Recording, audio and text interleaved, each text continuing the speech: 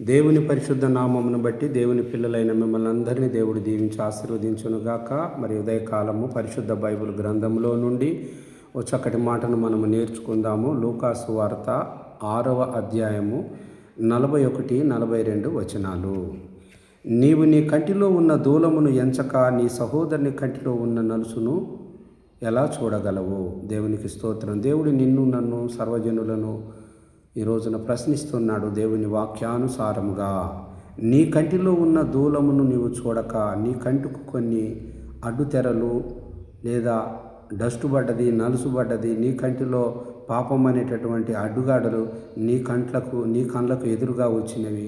మరి నీ చూపే పవిత్రంగా లేదు, నీ ఆలోచన సరిగా లేదు, నీ ఉద్దేశము సరిగా లేదు. కానీ నిన్ను నువ్వు నీతిమంతుడిగా ఎంచుకోలేక, నిన్ను నువ్వు సరి చేసుకోలేక, మరి నువ్వు పవిత్రంగా పరిశుద్ధంగా జీవించలేక, మరి నీ బలహీనతతో నింపబడి నీవుండి నీ కంటిలోనే అడ్డుపొరలు పెట్టుకొని పాపపు చూపులతో నీవు చూస్తూ మరి ఇతరులైనటువంటి వారిని, మన సహోదరులను మనం ప్రశ్నించడానికి మనకు అధికారం లేదని ఇక్కడ దేవుడు క్వశ్చన్ చేస్తున్నాడు. దేవునికి స్తోత్రం. నీ కంటిలో ఉన్న దూలమును చూడక నీ సహోదరునితో, సహోదరుడా నీ కంటిలో ఉన్న నలుసును తీసివేయమని నీవు ఎలా చెప్పగలవు? ముందు నిన్ను నువ్వు సరి చేసుకోవాలి, తర్వాత ఇతరులకు నీవు నీతి మాటలు చెప్పాలి. నీ కంటి చూపులు పవిత్రంగా లేవు, నీ ఆలోచనలు దేవునికి ఇష్టముగా లేవు, నీ వికృతమైనటువంటి హేయమైన జీవితము మరి నువ్వు జీవిస్తూ నీ హృదయంలో పాపమునకు చోటిచ్చి నువ్వు అపవిత్రమైన జీవితం జీవిస్తూ మరి వ్యర్థమైన వాటినన్నిటిని నువ్వు పోగు చేసుకొని దేవునికి మరి అసహ్యంగా నిన్ను నువ్వు కనబరుచుకుంటూ మరలా నీవు నీతి మాటలు చెప్పటానికి ఎలా యోగ్యుడిగా ఉంటావు? కాబట్టి నీ చూపులో పవిత్రత లేదు కాబట్టి ముందు నీ చూపును, నీ యొక్క శరీరమును లేదా నీ హృదయమును పరిశుద్ధపరచుకో. పాతరోత జీవితమును నువ్వు విడిచిపెట్టు. నిన్ను నువ్వు తగ్గించుకొని దేవుని ఎదుట నీతిమంతుడిగా చేసుకున్న తర్వాత ఇతరులకు మనం సలహా ఇవ్వడానికి సరిపోయిన వారిగా ఉంటాము. ప్రియులారా, దేవుడు మేము దీవించునుగాక. కాబట్టి దేవుడు ఇక్కడ ఒక క్వశ్చన్ చేస్తూ మనల్ని ఒక మాట అంటా ఉన్నాడు. వేషధారి, మొదట నీ కంటిలో ఉండబడినటువంటి దూలములను లేదా నలుసును నీవు తీసివేయము, ఆ తర్వాత నీకంతా తేటగా కనబడును. అప్పుడు నీ సహోదరుని కంటిలో ఉండబడిన నలుసు నీకు తేటగా కనబడును. దేవునికి స్తోత్రం. ప్రియమైన దేవుని పిల్లలారా, మొదట మన పాత రోత జీవితమును, పాప జీవితమును, వ్యర్థమైన జీవితమును మనం విడిచిపెట్టకుండా దానిని కొనసాగిస్తూ మనం అలాగే జీవిస్తూ మరి దేవుని యొక్క కృపకు మనం పాత్రులమైనట్టు వేషాదారులుగా మనల్ని మనం అనేకుల ముందు కనబరుచుకుంటూ మనం వేషాదారుల వలె నటిస్తూ జీవిస్తే మరి మనల్ని పరిశీలించే దేవుడు ఆకాశము నుండి నేను నరులను పరిశీలించుచున్నానని కీర్తనల గ్రంథం 11వ అధ్యాయంలో దేవుడు సెలవిస్తూ ఉన్నాడు. కాబట్టి మన నడక, మన పడక, మన ఆలోచన, మన ఉద్దేశం, మన తలంపులు, మన ప్రయాణాలు, మన యొక్క పనులు, మన ప్రతీ క్రియలను దేవుడు గమనిస్తున్నాడు. కావున ఇతరులకు మనం సలహా చెప్పే ముందు, ఇతరులను సరిచేయాలని ప్రయత్నం చేసే ముందు మనల్ని మనము సరి చేసుకోవాలి. మన చూపులో పవిత్రత ఉండాలి, మన నోటి మాటలో పవిత్రత ఉండాలి, మన హృదయము పరిశుద్ధముగా ఉండాలి, మన శరీరము పవిత్రముగా ఉండాలి, మన ఆలోచనలు పవిత్రంగా ఉండాలి. మరి మనం దేవుని ఎదుట నమ్మకమైన సాక్షిగా ఉండి దేవుని ఎదుట యోగ్యుడిగా ఎంచబడి దేవుని వద్ద తగ్గించుకొని దేవుని నమ్మకమైనటువంటి సేవలో దేవుని వాక్యానుసారంగా జీవించబడుతూ నమ్మకమైన సాక్షిగా నువ్వు నిలబడి ఇతరులకు సలహా చెప్పేటటువంటి స్థితిలో నువ్వు ఉండాలి. నిన్ను నువ్వు సరి చేసుకోకుండా నీలో పాపమునకు చోటుంది, అపవిత్రతకు చోటుంది, చెడు ఆలోచనలకు, చెడు బలహీనతలకు చోటుంది. వాటన్నిటితో నింపబడి నీ ఉద్దేశం పరిశుద్ధంగా లేకపోయినప్పటికీ నువ్వు ఇతరులను సరిచేయాలని ప్రయత్నం చేయటం, ఇతరులకు ఉచితమైన సలహాలు చెప్పటము సరైనది కాదు అని ఇక్కడ ప్రభు లేఖనము సెలవిస్తుంది.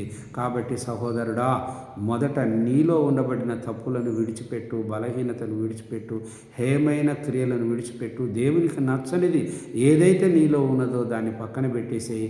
దేవుని కొరకు పవిత్రముగా, పరిశుద్ధముగా, మంచి తలంపులు కలిగి నిలబడు. ఆయన రక్తంలో కడగబడు, ఆయన రక్షణ మార్గంలో, ఆయన సత్య మార్గంలో నడువు. నీవు నీతిమంతుడిగా ఎంచబడతావు. దేవుని దృష్టికి నీవు నీతిమంతుడిగా ఉంటావు. అప్పుడు నువ్వు ఇతరులను సరిచేయటానికి, దేవుని యొక్క మాటలు చెప్పటానికి, లేదా ఇతరుల జీవితాలను కట్టడానికి నువ్వు సరిపోయినటువంటి పనిపాత్రగా, దేవుని చేత వాడబడే పనిపాత్రగా నీవు ఉండగలవు. అందుకే దేవుడు ఒక మాట సెలవిస్తూ ఉన్నాడు, సువార్త చేయి వాని పాదములు పర్వతముల మీద సుందరములని లేఖనము సెలవిస్తున్నది. ఒక మాట చెప్పినా, రెండు మాటలు చెప్పినా, ప్రభు కొరకు నువ్వు దేవుని పాత్రగా వాడబడాలంటే ముందు నిన్ను నువ్వు సరిచేసుకొని నీతిమంతుడిగా దేవుని ఎదుట సాక్షిగా కనబరుచుకున్న తర్వాత ఒక్క మాటైనా, రెండు మాటలైనా నీవు దేవుని సువార్త చేయి, పర్వతముల మీద నీ పాదాలు సుందరంగా ఉంటాయని దేవుడు సెలవిస్తూ ఉన్నాడు. కాబట్టి ముదిమి వచ్చే వరకు నేను సంకనెత్తుకొని ముద్దాడే దేవుడను అంటున్నాడు.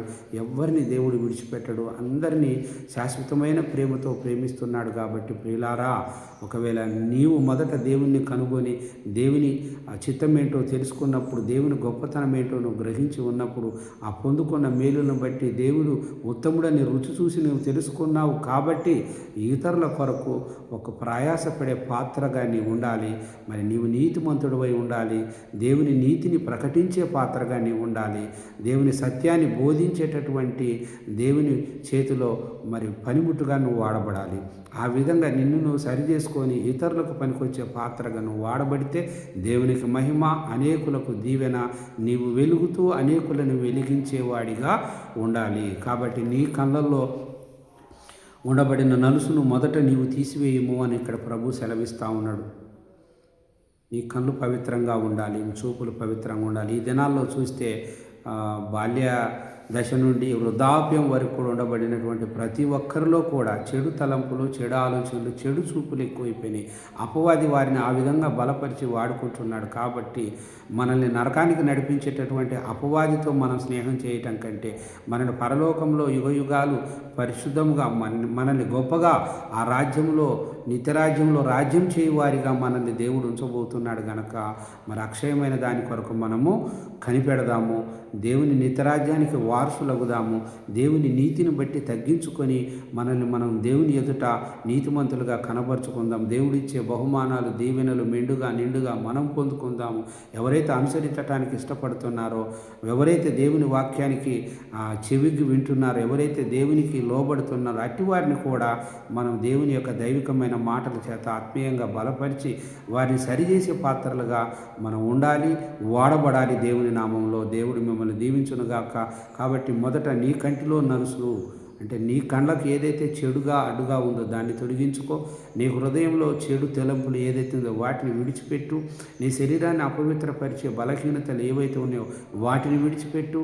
మరి నీ మనసును డిస్టర్బ్ చేసేటటువంటి గలిబిలి ఆలోచన ఏదైతే ఉందో దానిని కూడా నువ్వు దూరపరచుకో. అప్పుడు నువ్వు పవిత్రంగా ప్రభు ఎదుట ఆయన కుమారుడుగా, కుమార్తెగా నిలబడగలవు. అనేకులకు తండ్రి అయిన దేవుని గురించి ప్రకటించగలవు. ఆ విధంగా నువ్వు నీతి కలిగి జీవిస్తూ అనేకులను నీతిమంతుని వద్దకు నడిపించే పాత్రగా వాడబడాలి. దేవుడు నీ కట్టి బాధ్యతను ఇచ్చి ఉన్నాడు. దేవుని నామంలో నువ్వు వాడబడి దేవునికి మహిమ కలగజేసి దేవుని ద్వారా వచ్చే దీవెనల ద్వారా నీవు గణపరచబడాలి. లోకంలో నువ్వు వెలుగుతూ వెలిగించబడాలి, అనేకులను వెలిగించాలి.